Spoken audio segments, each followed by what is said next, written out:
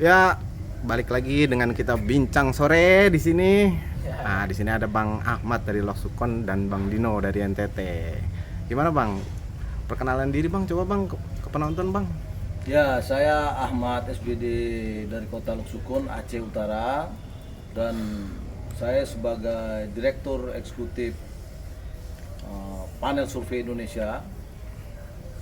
Dan sekarang saya lagi menjalankan survei-survei untuk perekonomian Indonesia dan survei-survei untuk uh, kemajuan Indonesia. Ya, kalau saya Dino ya, atau nama lengkapnya Albertus Dino, asal saya dari Manggarai NTT ya.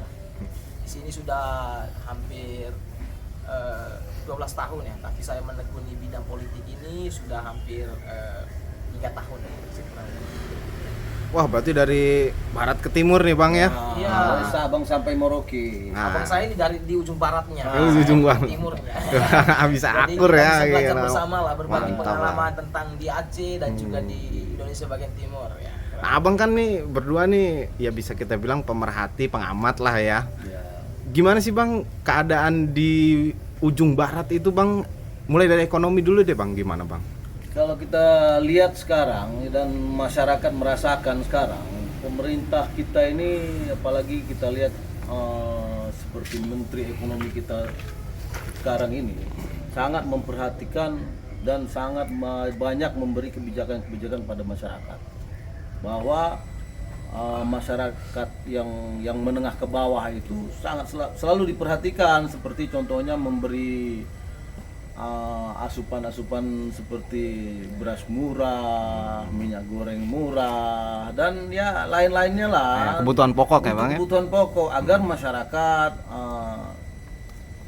jangan sampai terjadi seperti zaman-zaman Oh, berarti dahulu lah. berarti di ujung barat nih program ini tepat sasaran ya Bang, sampai ke masyarakat Bang? Nah, alhamdulillah selama ini yang kita lihat sangat tepat sasaran, dan sangat dirasakan oleh masyarakat. Dan saya selama ini melakukan survei langsung ke masyarakatnya dan menanyakan langsung ke masyarakatnya, mereka merasakan. Begitu. Kalau Sebenarnya sama juga sih kalau kita melihat ke Indonesia bagian timur ya, khususnya ketika Jokowi sebagai presiden, masa jabatan Jokowi lah sejak tahun 2014 sampai sekarang ya. Kalau kita lihat situasi politik sebelum masa Jokowi itu ya, kesan bagi masyarakat Indonesia Timur itu bahwa pemerintah itu terlalu kebijakannya itu terlalu Jawa sentris. Artinya program-program itu selalu terpusat pada Pulau Jawa. Tetapi kita lihat, kita rasakan ya, khusus saya juga bisa melihat itu ya, menjangkau tentang bagaimana kebijakan pemerintah Jokowi kemudian menyentuh sampai pada masyarakat di Indonesia bagian timur ya. Program-programnya itu bisa menjangkau hingga kemudian bisa dirasakan lah oleh masyarakat Manggarai Timur, masyarakat Indonesia Timur. Nah, itu. Lalu kemudian kita lihat situasi ekonomi ya pada masa pandemi ini.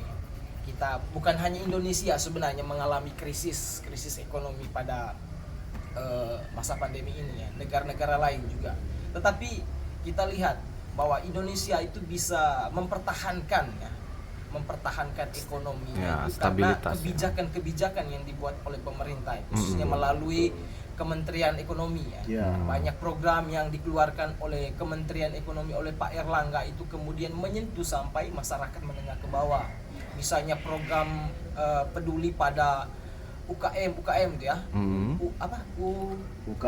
UKM ya itu ya. Bisa dirasakan oleh masyarakat itu. Oh, berarti kalau di timur juga tepat sasaran Bang Iya, sana. iya. Sangat menyentuh lah, sangat dirasakan oleh masyarakat kebijakan-kebijakan.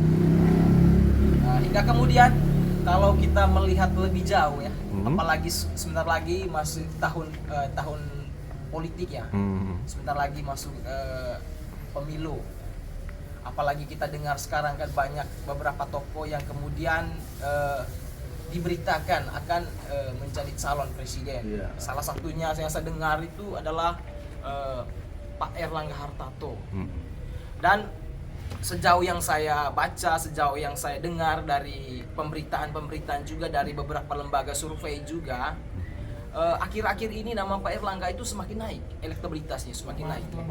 Bisa menyaingi beberapa tokoh, misalnya Pak Ganjar yang sebelumnya dari beberapa lembaga survei itu selalu berada di urutan pertama itu ya. Tetapi kemudian akhir-akhir ini nama Pak Erlangga itu sudah sudah dibicarakan oleh masyarakat. Gitu. Iya. Dan juga kita rasakan, kita lihat dari survei itu tadi, dari survei-survei itu kemudian nama Pak Erlangga kemudian berada di urutan nomor 1 ya, elektabilitasnya. Berarti sebenarnya masyarakat ini sudah tahu ya, peran Pak Erlangga dalam menjaga kestabilan ekonomi waktu Covid itu ya Bang? Ya tentunya sangat tahu, apalagi kan Pak Erlangga itu sebagai Menteri Ekonomi ya. Lalu kemudian dia juga sering kali, berapa kali dia ke Labuan Bajo itu ya, mengunjungi, bertemu dengan nelayan gitu ya, memberi sumbangan secara langsung kepada nelayan gitu ya, hingga kemudian nama Pak Erlangga itu melekat sudah mulai lah, dibicarakan ya, melekat di hati ya, kan? sudah dibicarakan oleh masyarakat lah gitu kan. Gitu. Jadi bukan hanya di bagian timur saja. Oh gitu ya. Di bagian barat juga sekarang sudah mulai dibicarakan. Itu Menteri Perekonomian kita itu ternyata sekarang sangat menyentuh dengan masyarakat. Sangat peduli pada jadi masyarakat kehidupan ini masyarakat. Mengetahui dan merasakan selama perekonomian kita ini Pak Erlangga Hartarto ini dia sangat memperhatikan. Jadi banyak kebijakan-kebijakan yang dikasih, dari bantuan langsung tunai, bantuan sembako dan bantuan, dan apapun yang ada di masyarakat menengah ke bawah itu mereka sangat merasakan sekarang. Jadi masyarakat ini jadi buah pembicaraan. Nah, berarti Menteri Perekonomian kita ini sangat baik, sangat memperhatikan kita. Apa salahnya kalau kita memilih dia? Dan saya pernah melakukan survei langsung, menanyakan kepada masyarakatnya langsung, bila mana besok akan kita adakan pemilu langsung, siapa kira-kira di antara beberapa tokoh yang akan kita pilih menjadi, mereka langsung menjawab. Pertanyaan saya belum selesai, mereka langsung menjawab, wah kalau begitu lebih baik kita pilih Bapak Erlangga Hartarto, karena kebijakan-kebijakan dia sangat baik, karena dia orangnya sangat memperhatikan kita ini. Begitu. Dan juga kalau saya lihat ya, beberapa kebijakan yang dibuat oleh Pak Erlangga itu berkaitan dengan Kementerian Ekonomi ya, itu tidak terlepas dari pengalamannya di pemerintahan. Betul, Kita tahu bahwa Pak Erlangga itu sudah ada di pemerintahan itu sejak tahun 2004 ya. Dia sudah pertama menjadi dewan di DPR ya. Kemudian masuk ke pemerintahan pada masa SBY ya. Menjadi menteri pada waktu itu, menteri industri. Lalu kemudian masa jabatannya Jokowi 2 periode itu juga Pak Erlangga ada di dalam pemerintahan itu. Jadi jangan heran kalau misalnya bahwa kebijakan-kebijakan yang dibuat Pak Erlangga itu menyentuh pada kehidupan masyarakat, karena dia tahu, karena dia sudah punya pengalaman, punya data tentang masyarakat Indonesia pada umumnya itu ya. Gitu. Jadi kalau misalnya Pak Erlangga maju untuk menjadi calon presiden, bagi saya itu dengan pengalaman itu sangat cocok sekali. Sangat cocok dengan pengalaman dia, sudah lama di pemerintahan, tahu seluk-beluknya bagaimana mengatasi resesi, mengatasi krisis ekonomi. Betul. Jadi menurut saya, apalagi dari beberapa survei tadi menunjukkan itu, menampilkan bahwa Pak Erlangga itu sangat didukung oleh masyarakat. Nah, itu menurut saya sih, sejauh yang saya baca dari beberapa media juga yang sering memberitakan tentang kegiatan yang dilakukan atau kunjungan-kunjungan Pak Erlangga ke daerah-daerah itu. Berarti di sana tuh masyarakat sudah mengerti ya Bang sebenarnya ya,